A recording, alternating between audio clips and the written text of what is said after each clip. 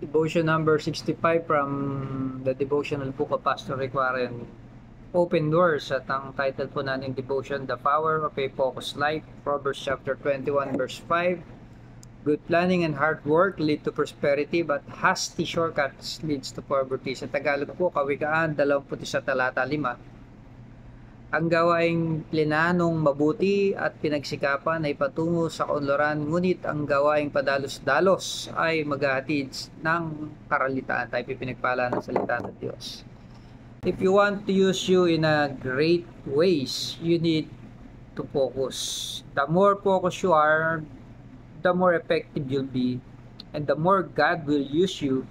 Being focused life is good planning. So magkaugnay ang pagiging focus sa pagpaplano at nabanggit po ito sa Kawikaan na kailangan ay pinlano po natin yung ating mga hakbangin sa ating buhay, at kabaliktaran po nun, sabi sa Kawikaan ay yung hindi mo pinlano, basta ginawa mo lang na hindi pinag-isipan, ay patungo po daw to sa karalitaan.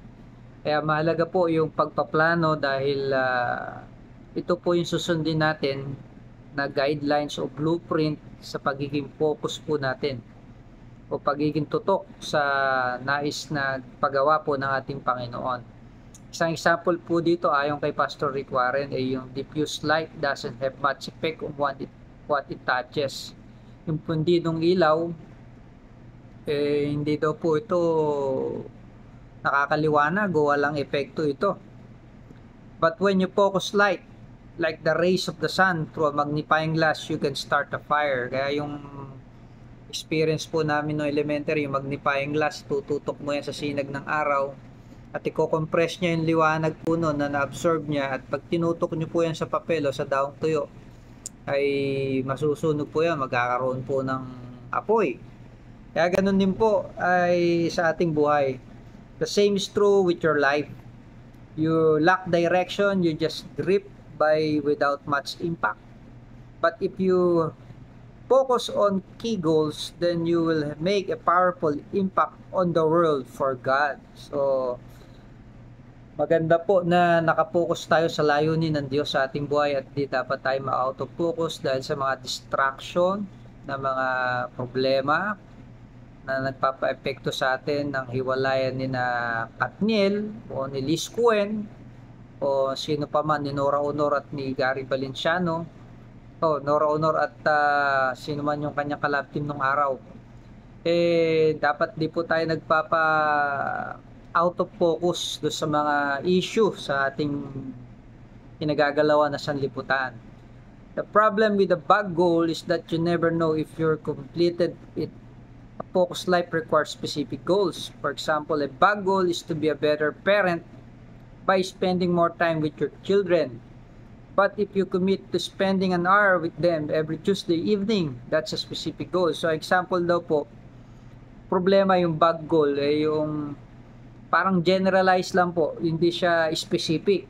Pero kapag focused life daw po tayo, kailangan specific goals po ito. Example daw po yung pag-spend natin ng quality time sa ating mga anak, dapat meron niyang certain specific time talaga na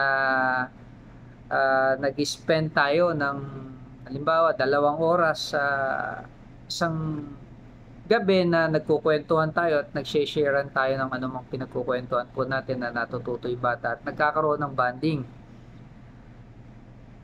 It's measurable, yung nasusukat po natin, yung po yung specific nasusukat. You can know whether or not you completed it. So, these kinds of goals focus your energy and that can change your life. So, mahalaga po ito dahil kapag yung focus po natin ay specific, alam po natin kung nakompleto natin yung goal natin o hindi. Tanong daw po, how is God leading you to be more focused? Ano ba tayo pinapangunahan ng Diyos na maging tutok sa layunin natin, sa goal natin sa ating buhay? At number 1 po, nasagot ko dyan ay magbabad tayo sa ating Panginoon, sa presensya ng Panginoon. Mas maganda na lagi tayong magbulay ng salita ng Diyos at manalangin lagi. Maliit o malaking bagay na ipagpasalamat, mga bread prayers, so yung sambitin lang natin sa ating kahit pabulong na thank you Lord sa ganito sitwasyon, kahit may problema, salamat pa rin Panginoon. That way, nagiging focus po tayo pag nagpapasalamat lagi tayo sa Panginoon dahil minsan ay nadadala tayo ng ating emosyon dahil sa mga problema at na-out of focus po tayo at nawawala yung power natin. Kaya kapag tayo nakapokus sa Panginoon, nandun yung power ng Diyos sa ating buhay at naapektuhan po natin yung mga tao na nasa paligid po natin. Imbis na pahinain natin sila, napapalakas natin sila dahil hindi problema puro inihahaing po natin sa kanila, kundi pinapalakas natin sila magitan ng ating buhay na patotoo na sa kabila ng mga problema ay masaya pa rin po tayo at nakukuha pa rin nating umiti at magpatuloy na maging matatag sa kabila ng mga challenges po natin sa ating buhay. Kaya yan yung the power of focus life. Pag focus tayo sa ating Panginoon ay sigurado na mayroon tayong power na pwedeng i-share at yun yung powerful na yan ay galing sa ating pakikipag-ugnayan sa ating Panginoon. Kaya secondary na lang po yung mga endeavors po natin na nais natin na maging ganito, ganyan, astronaut, karoon ng mga bagay na material na